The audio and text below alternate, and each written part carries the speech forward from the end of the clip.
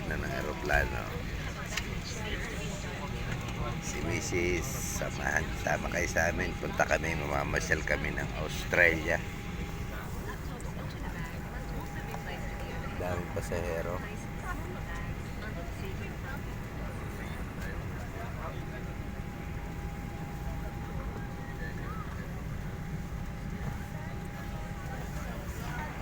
Papasyalan namin ang aming bunso.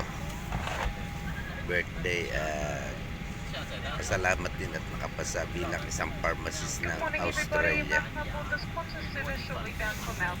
Mrs.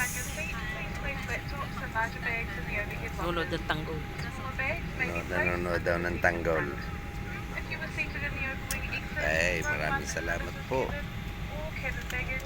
Samahan niyo kami sa pamamasyal.